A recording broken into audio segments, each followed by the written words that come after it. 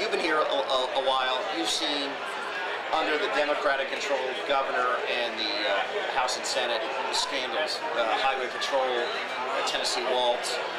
How do you prevent, when you're in such a majority, Republican control, how do the Republicans prevent going down that same path? Well, you just got to stay focused on what you got to do, and you got to have good people elected, and that's what you got to do. You just got to stay focused on what you're here for.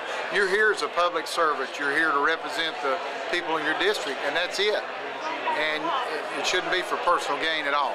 I think the key is, when we work with our new members, is number one, stay in tune with what the voter wants. And the Tennessean, the average Tennessean, wants to keep more of his money so he can raise his family.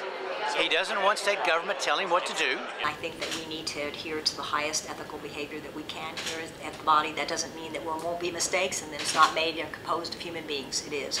But it will be my job as Speaker to make sure that we have the most ethical standards that we can, and we hold to high standards. How do you sort of keep an eye on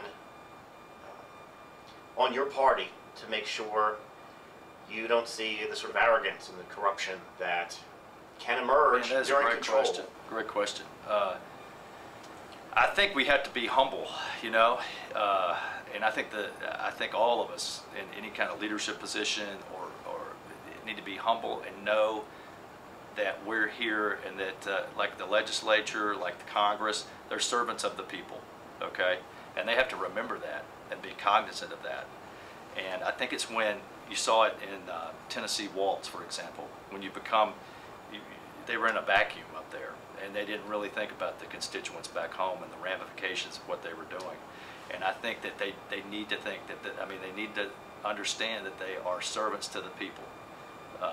And I think as long as they know that, and as Republicans we continue to promote our core principles and stick by those, I think that we'll be successful.